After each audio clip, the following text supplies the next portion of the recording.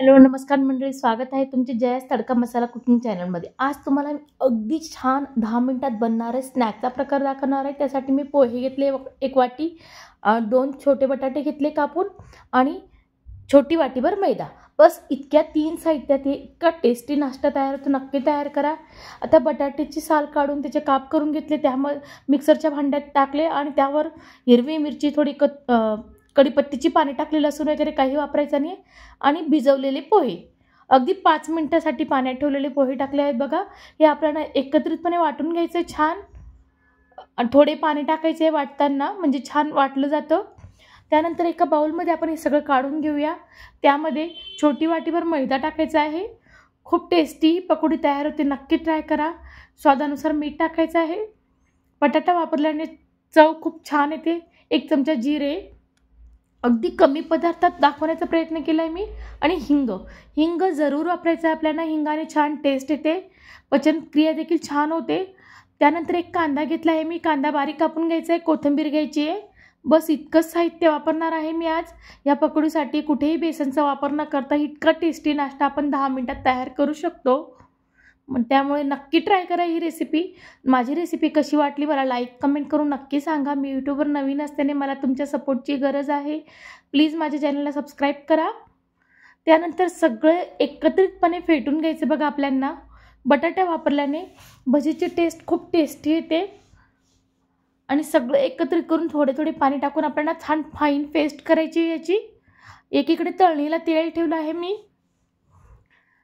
आणि खूप फेटल्याने 5-1 मिनिटं फेटल्याने इथे सोडा खारचा वापरायची गरज पडत नाही, तरी जाळीदार छान ही टेस्टी भजी तयार होते, पकोडी तयार होते बघा।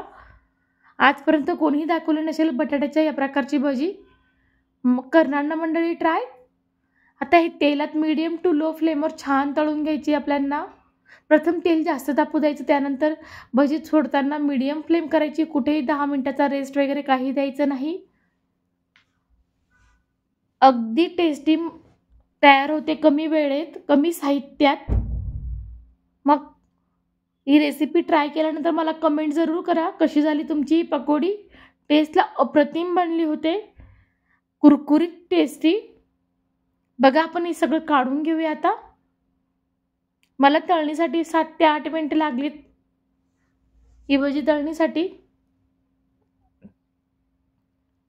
कोणी अचानक पाहुणे जर आले तर तुम्ही हा नाश्ता अगदी 10 मिनिटात रेडी करू शकतात, कुठलीही पूर्वतयारी न करता। कशी वाटली मंडळी रेसिपी, मग करणार ना ट्राय। आता दुसरी बॅच देखील काढून घेते मी, थोडी मोठ्या साईजमध्ये। इथे आपण सोड्याचा वापर नाही केला तरी ही भजी छान जाळीदार आणि मोठी होते बघा तेलात सोडल्यानंतर।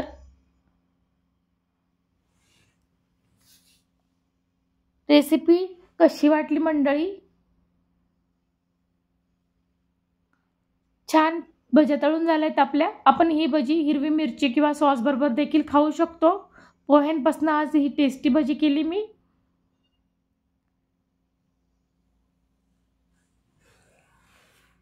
तर सगळ्याच भज्या करून घेऊया आपण आणि गरमागरम सर्व करूया मंडळी। तुम्हाला बघून विश्वास बसणार नाही, यामध्ये आपण बेसनाचा कुठेही वापर केला नाही किंवा जास्तीचा वेळ घेतला नाही। आता मी एक भजी तोडून देखील दाखवतो तुम्हाला बघा, किती जाळीदार, किती छान आणि किती कुरकुरीत ही भजी झाली। कुठेही जास्तीचं तेल वगैरे वापरलं गेलं नाही। रेसिपी पूर्ण बघितल्याबद्दल धन्यवाद। Thanks for watching.